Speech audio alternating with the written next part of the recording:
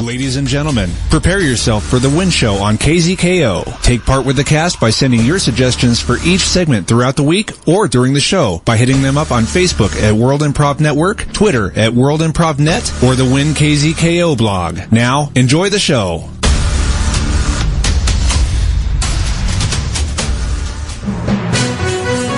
It's local. It's global. You are listening to WIN World Local News. WIN World Local News with Potter Smittss. Our top story today is brought to us by WIN contributor Rachel of Brentwood, California. After being discovered on the hit TV show The X Factor in 2010, the international boy band sensation One Direction has decided to split up. Teens, obsessed women, gays, and grandmothers alike worldwide are equally distraught and wondering what the new direction is for the One Direction crew. To get the inside scoop and find out one way or another what direction the future will hold for the 5 heartthrob band members, let's go live to WIN arts and music reporter Ryan Seacrustation, who's in Hollywood, California, outside the Manufactured Superstars Musical Academy. Ryan? Ah, yes, thank you, Potter. I am here in beautiful Los Angeles, LA, but there is a sadness over the town today as One Direction has decided to go its separate directions, with all members going into different fields to explore themselves. Now, I'm here with the band's unofficial group therapist, so there are no issues of confidentiality agreements. Now, this is Dr. Spine Tingley. Dr. Spine Tingley, you have spent a lot of time with the group. What is your take on what caused this separation? First off, thank you very much. You see, when you are dissecting the dichotomy of a band and why it separates, there are a lot of different variables. First off, you have to look at which of the males was alpha, and did the other males have an issue with that? Now, who was the alpha in One Direction? Unfortunately, I don't know him by his name, because that's a thing I do, and never learn my client's name. Oh, but very he was smart. the blonde one with big lips. And the lips, as it's called, I believe, the Mick Jagger corollary, which leads us to identify the alpha in every band.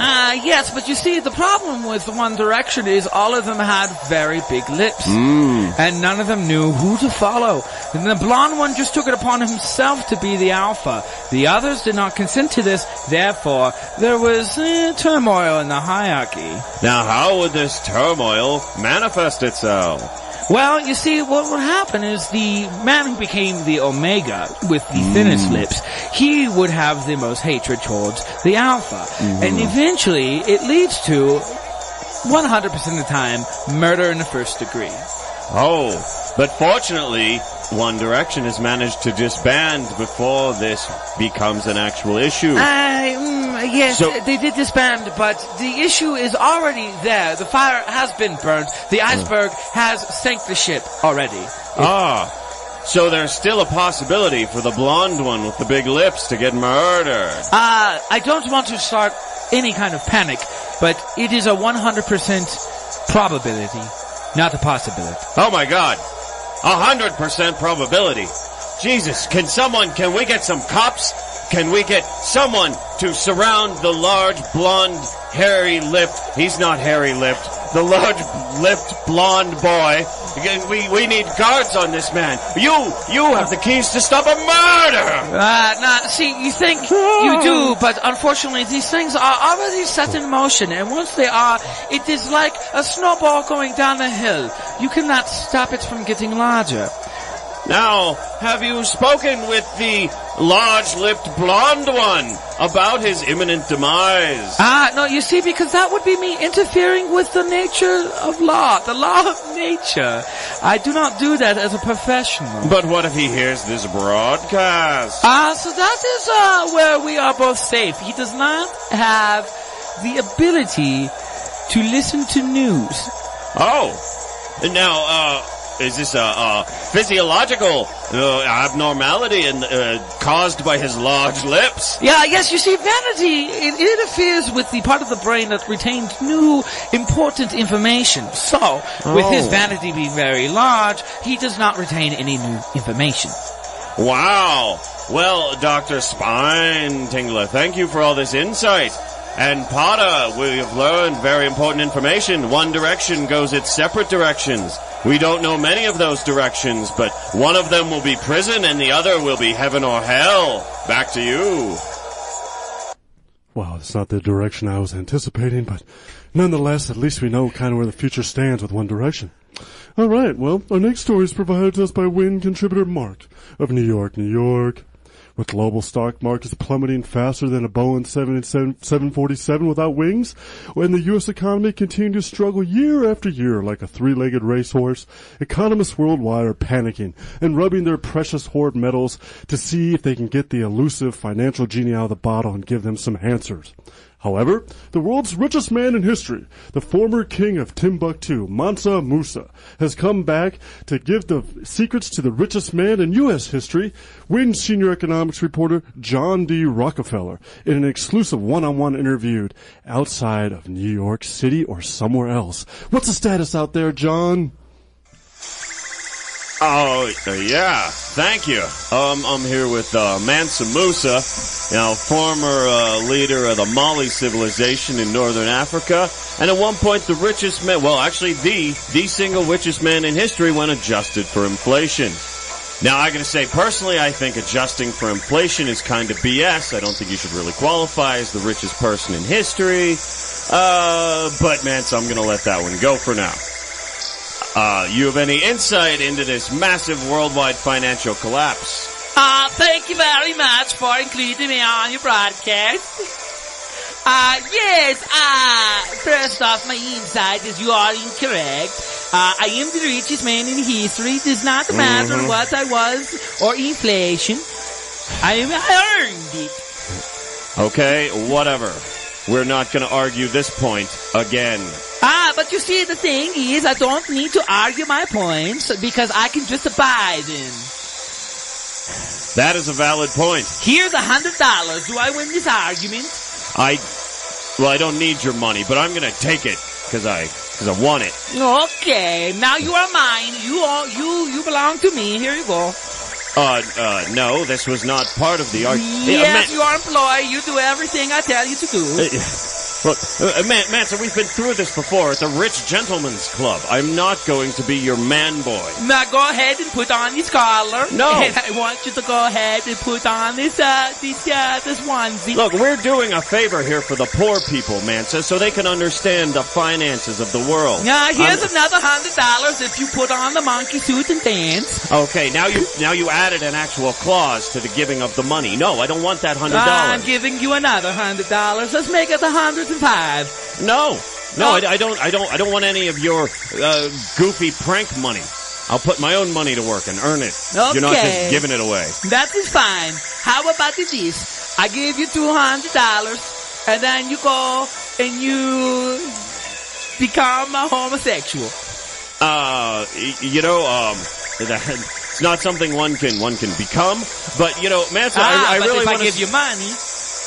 Well, I mean, yeah, I guess everyone has a price. But that's not why we're here, and I think this exchange in and of itself is giving a great clue to the world. $300 for you to become a homosexual monkey. Okay, anything in the hundreds of dollars is not going to affect me. I have that plugging my ears right now, so I don't generate earwax. I just shove $100 bills in there. Look, $100 is nothing to me. I'm rich too, Mansa. Do you remember this? Okay, let's make it 1,000. Okay, you're still nowhere near. I don't get out of bed for $1,000. Okay, you get $1,000 and you become a homosexual monkey for me. Thank you. No, that's. Potter, I don't think we're getting anywhere. And Mansa and I clearly have some issues to resolve. So back Here's to your you. banana monkey dance. I'm not dancing for you. No. Wow. The seventh richest man of all time and the richest man of all time in an exclusive interview, and absolutely nothing was accomplished. Fantastic. All right. So on to a check on the sports. Let's go over Fire Over Frank, who's in, well, Palmyra, Syria for the 2015 International Antiquities Destruction Festival. How's the mood and the competition looking like? Fired up?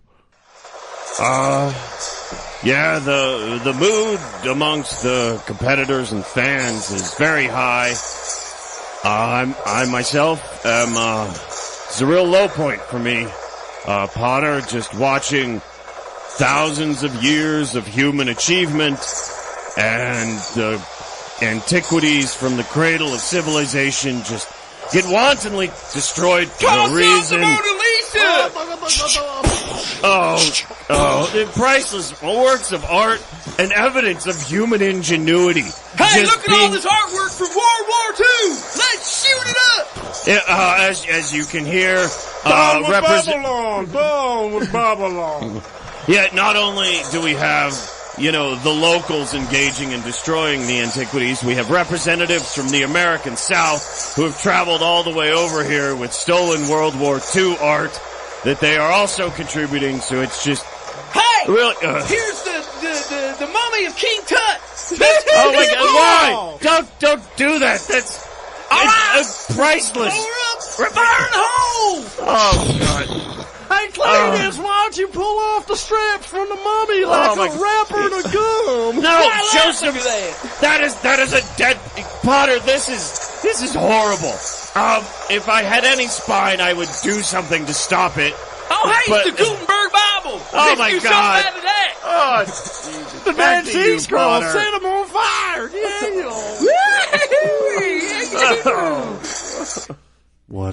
What a competition. Boy, I wonder who's winning. Too bad Fired Up didn't get to that. Okay, well, let's look at the global weather now, and let's check in with Rose Sunflower, who's in Western England at the new Dismaland theme park.